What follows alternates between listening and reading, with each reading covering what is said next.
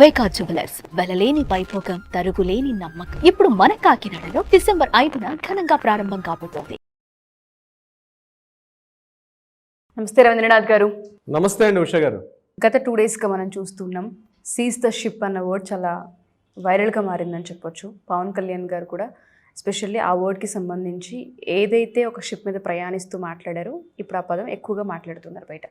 అసలు ship name ఏంటి, seize the ship అని అనడానికి గల ముఖ్య కారణం ఏంటి, ఏ కారణాల వల్ల ఒక షిప్ని సీజ్ చేయాల్సిన అవసరం వచ్చింది అంటారు?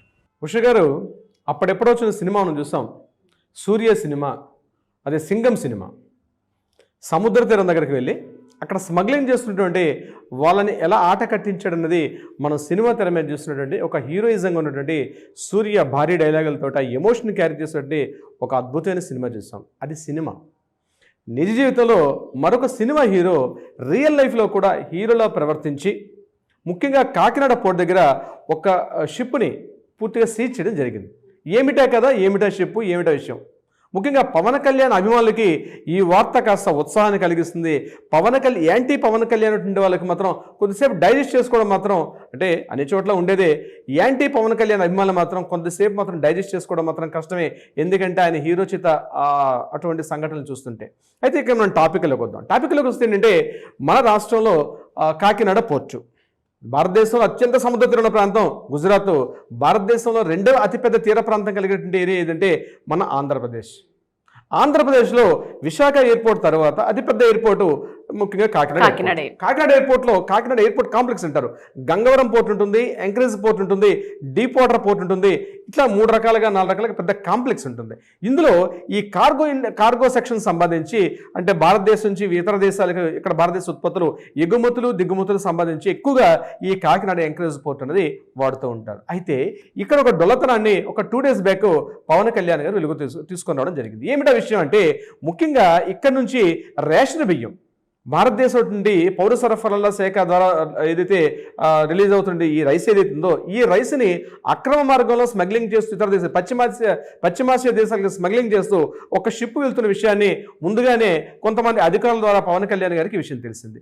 తెలిసిన వెంటనే 2 డేస్ బ్యాకే అక్కడ ఇన్ఫార్మ్ చేస్తారు. ఏమిటా ఆ డీటెయిల్స్ ఏంటి అని చెప్పి అధికారులు అడిగినప్పుడు, దీని మీద కొంతమంది ఏమంటే ఇక్కడ 10,000 మంది ఉద్యోగులు పనిచేస్తున్నారు కాబట్టి మీరు ఇక్కడికి రావద్దు, మేము దాని మీద విచారణ చేస్తామని చెప్పి అధికారులు చెప్పడం కూడా జరిగింది. ఇమీడియట్గా జిల్లా కలెక్టర్ గారికి చెప్పినప్పుడు జిల్లా కలెక్టర్ గారు ఇమీడియట్గా ఆ ప్రదేశాన్ని సందర్శించి కొంతవరకు ఇన్ఫర్మేషన్ తీసుకొని రావడం, ఎంక్వైరీ చేయడం కూడా జరిగింది.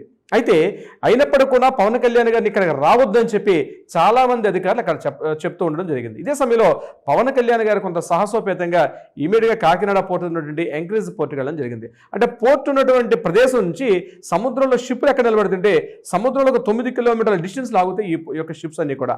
ఆ ప్రదేశానికి ఇప్పటివరకు ఏ నాయకుడు కూడా, ఒక సీఎం హోదాలు కావచ్చు, ఒక మినిస్టర్ హోదాలు కావచ్చు, ఇప్పటివరకు బహుశా మన ఉమ్మడి ఆంధ్రప్రదేశ్ చరిత్రలో కూడా ఏ రోజు కూడా జరగని ఒక గొప్ప విషయం జరిగింది. ఈ ఎడ్జ్ పాయింట్ నుంచి, అంటే మన ఈ తీర ప్రాంతం దగ్గర నుంచి 9 కిలోమీటర్ల కంటిన్యూస్గా ఆ ప్రదేశానికి వెళ్ళి అక్కడ ఆ షిప్ని పూర్తిగా ఎంక్వైరీ చేశారు ఒక డిప్యూటీ సీఎం హోదాలో పవన్ కళ్యాణ్ గారు. ఇక్కడ ఏం జరిగింది, ఆయన షిప్ని పూర్తిగా పరిశీలన చేస్తూ మాట్లాడేది, ఇది పూర్తిగా పౌర సరఫరాలకు సంబంధించినటువంటి ఈ రేషన్ బియ్యం. అంటే కేంద్ర రాష్ట్ర ప్రభుత్వాలు కలిసి ముఖ్యంగా బీపీఎల్స్ అంటే బిలో పవర్టీ లైన్స్, పేద వర్గాల వారికి సామాన్య జనానికి అందజేసినటువంటి బియ్యం, రేషన్ బియ్యాన్ని అక్కడ పూర్తిగా షిప్పుల ద్వారా అందజేసుకుని ఇతర దేశాలు ఇండోనేషియా, చైనా ఈ ప్రాంతానికి స్మగ్లింగ్ చేసేది సుమారుగా ఒక 650 టన్నులు కలిగినటువంటి ఒక రేషన్ బియ్యాన్ని అక్కడ పట్టుకోవడం జరిగింది. చూడండి ఎంత దారుణం అంటే, మన దేశంలో మన కంట్రీలో ఎక్కడైనా ఒక స్మగ్లింగ్ జరుగుతుంటే ఇమీడియట్గా కొన్ని 100 మంది, కొంత 10ల సంఖ్యలో అక్కడ పోలీసులు గుమిగూడిపోయి వాళ్ళు సెల్ఫీలు తీసుకొని మీరు ఈ రేషన్ బియ్యాన్ని పట్టుకున్నామనో లేకపోతే మరొక స్మగ్లింగ్ వస్తువులు పట్టుకున్నామో అని చెప్తారు. కానీ ఒక దేశ భద్రతా వ్యవస్థ జరుగుతున్నటువంటి ఒక పోర్టు, కాకినాడ పోర్టులో మాత్రం ఉన్నది కేవలం 11 మంది సభ్యులు మాత్రమే.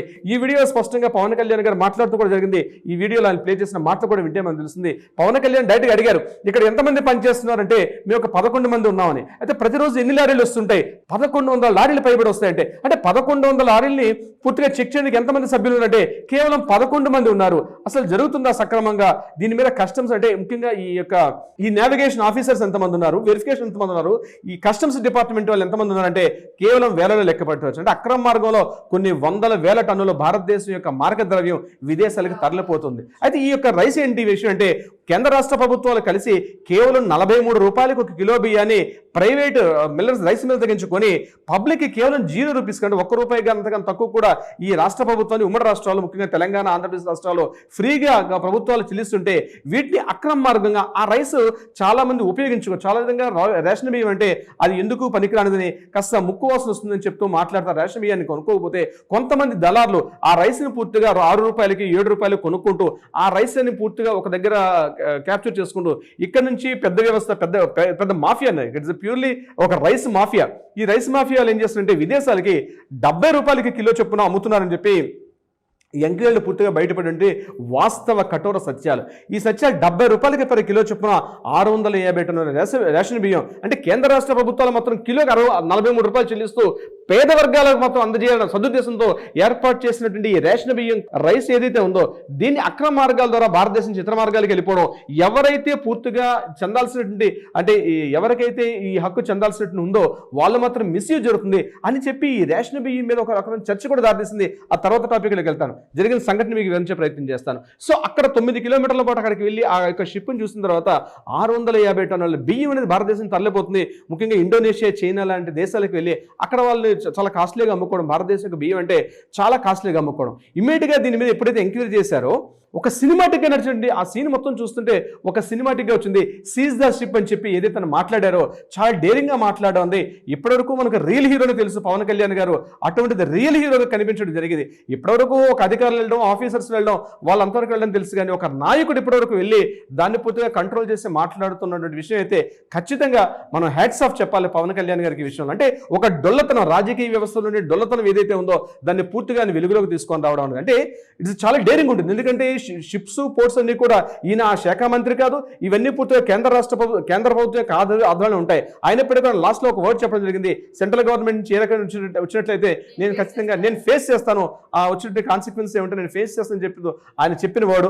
ఇంకొకటి అక్కడ అధికారులతో మాట్లాడుతూ ఆయన కొంత డ్రామాటిక్గా మాట్లాడడం జరిగింది. అంటే సీరియస్గా మాట్లాడడం కాకుండా తను ఎగురుతున్నటువంటి హెయిర్ని అక్కడ ఆ గాలికి ఎగురుతున్న హెయిర్ని సవరించుకుని చాలా కామెడీగా, అంటే ఇంత షిప్ ఇక్కడ అంటే మీకు ఇక్కడ RDX బాంబులు వచ్చినా, టెర్రరిస్టులు వచ్చినా సరే మీరు పట్టించుకోరా అంటే ఇది ఒక అంటే ఇంతకుముందు మనకు తెలుసు కసబ్, ముంబైలో జరిగిన దారుణమైన ఘటన కసబ్, ఇట్లాంటి వాళ్ళందరూ కూడా పాకిస్తాన్ నుంచి సముద్ర మార్గం నుంచి భారతదేశంలో ప్రవేశించడం జరిగింది. కానీ అంత కట్టుదిట్టమైనటువంటి భద్రాచర్యల యొక్క పూర్తిగా కాకినాడ పోర్టులో మనకి ఎక్కడ కనిపించట్లేదు అన్నటువంటి ఆ డొల్లతనాన్ని పూర్తిగా ఎండగట్టడం. ముఖ్యంగా ఇదైతే మన దేశంలో గుజరాత్ ప్రాంతం చూసినట్టయితే చాలా పవర్ఫుల్గా ఉంటుంది, అంటే కచ్ కానీ మిగిలినటువంటి ఏ ప్రాంతంలో చూసినట్టు చాలా పవర్ఫుల్ ఉంటుంది. కానీ ఆంధ్రప్రదేశ్లో రక్షణ వ్యవస్థ చాలా డొల్లతనాన్ని, అంటే ఇక్కడ కేవలం రేషన్ బియ్యం ఒకటే కాదు, 2 విషయాలు వెలుగులోకి తీసుకొచ్చారు. నెంబర్ 1 ఒకటి రక్షణ వ్యవస్థ. భారతదేశం యొక్క రక్షణ వ్యవస్థ ఎంత వీక్గా ఉంటుంది అన్న విషయాన్ని వెలుగులోకి తీసుకొచ్చారు. అట్ ద సేమ్ టైం అక్రమ మార్గంలో తరలిపోతున్న రేషన్ బియ్యాన్ని, నాట్ ఓన్లీ రేషన్ బియ్యం, జొన్నలు, సజ్జలు, రాగులు ఇట్లాంటి అనేక రకాల అపరాలు ఇవన్నీ కూడా భారతదేశం నుంచి విదేశాలకి ఎంత అక్రమ మార్గం తరలిపోతుంది, విదేశీ మార్గ ద్రవ్యాన్ని ఎంత కోల్పోతున్నాం భారతదేశం విషయాన్ని కూడా పవన్ కళ్యాణ్ గారు తీసుకొని రావడం నిజంగా హ్యాట్స్ ఆఫ్ చెప్పాలి. భారతదేశంలో ముఖ్యంగా ఆంధ్రప్రదేశ్ అనేది అత్యంత తీర ప్రాంతం కలిగినటువంటి రాష్ట్రంగా నేను ముందే చెప్పాను. అంటే ఎన్నో రకాలుగా అభివృద్ధి చెందాల్సినటువంటి రాష్ట్రం కూడా ఇంతకుముందు చేసినటువంటి నాయకుల యొక్క కొంత నెగ్లిజెన్స్ అని చెప్పుకోవచ్చు, దానివల్ల కొంత అభివృద్ధికి దూరంగా ఉండిపోయింది. కానీ ఈ రోజు తన సాహసోపేతంగా తీసుకున్నటువంటి చర్య ఏదైతే ఉందో పవన్ కళ్యాణ్ గారు ఖచ్చితంగా మాత్రం ఒక మంచి మార్పుకు నాంది వచ్చుకుని పలికే అవకాశం ఉంటుంది. అయితే తను నిన్న సంఘటన 2 రకాలుగా తయారు చేస్తుంది. ఒకటి ఏంటంటే ఇదే స్టేట్ విత్ ఇన్ ద స్టేట్స్లో అయితే మాత్రం రకరకాలుగా ఎంతో ఊహాగానాలకు వస్తుంది. ఆ షిప్పుల్లో, ఈ పోర్టులో ఏం జరుగుతుందో తెలియదు. కానీ ఫస్ట్ టైం ఒక పోర్టుల వైపు కూడా దృష్టి పెట్టాల్సిన ఆవశ్యకత రాష్ట్ర నాయకులతో పాటు ముఖ్యంగా పౌర సరఫరాల శాఖ మంత్రి అయినటువంటి నాదెండ్ల మనోహర్ గారు, అదేవిధంగా అర్బన్ యొక్క మినిస్టర్ అక్కడ అర్బన్ శాఖ ఎమ్మెల్యే అయినటువంటి కొండబాబు గారు, వీళ్ళందరూ కలిసి ఆ ప్రాంతానికి వెళ్ళడం ఉంది ఒక ఇనిషియేటివ్ అని చెప్పొచ్చు. ఎగ్జాక్ట్లీ ఒక మంచి ఇనిషియేటివ్ అని చెప్పొచ్చు. అటు కొండబాబు గారు రూరల్ ఎమ్మెల్యే, అతను కూడా TDP party, at the same time పౌర సరఫరా శాఖ మంత్రిగా పనిచేస్తున్నటువంటి నాదెండ్ల మనోహర్ గారు, వీళ్ళందరూ కలిసి వెళ్ళడం. అయితే అక్కడ ముందుగా వాళ్ళు రావద్దని చెప్పి 2 డేస్ నుంచి కూడా పవన్ కళ్యాణ్ గారు ఈ ప్రాంతం దర్శించకండి, 10,000 కుటుంబాలు చిన్నాభిన్నం అయిపోతాయంటే దానికి దీనికి సంబంధం ఉంది, నేను ఖచ్చితంగా వస్తానని చెప్పి ఆయన ఇనిషియేటివ్ తీసుకుని వెళ్ళడం ఉంది ఒక గొప్ప మార్పుగా అయితే నాంది. ఇది పవన్ కళ్యాణ్ అభిమానులుగా ఒక విధంగా వాళ్ళకి చాలా ఉత్సాహాన్ని కలిగిస్తుంది ఈ సంఘటన.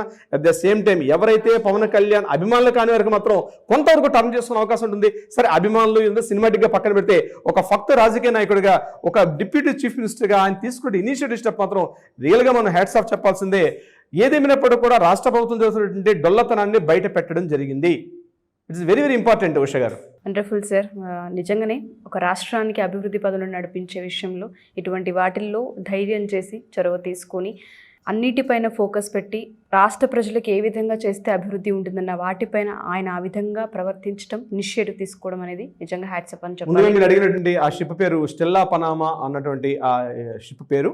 అది 9 కిలోమీటర్స్ డిస్టెన్స్ ఉంది కాకినాడ యాంకరేజ్ పోర్ట్ నుంచి. సో డెఫినెట్గా బహుశా ఇక భయపడతారు అందరూ కూడా. ఒక డిప్యూటీ సీఎం హోదాలో ఆ ప్రాంతానికి వెళ్ళి పరిశీలన చేసి ఇటువంటి విషయాలు వెలుగులో తీసుకోవడం ఇప్పటికే చాలా అక్రమ మార్గంలో ఎన్నో తరలిపోతున్నాయి. బట్ ఈ సంఘటన ద్వారా మాత్రం కొంతవరకు అలర్ట్ అవ్వాల్సిన పరిస్థితి అయితే అటు రాష్ట్రానికి, దేశానికి, అట్ ద సేమ్ టైం కొంతమంది టెర్రరిస్ట్ మూకలకు కూడా ఒక హెచ్చరిక జారీ చేసినటువంటి సంఘటన అయితే జరిగింది రాష్ట్రంలో, ముఖ్యంగా ఆంధ్రప్రదేశ్ ప్రభుత్వంలో. Thank you sir. Thank you so much. Thank you so much Usha గారు.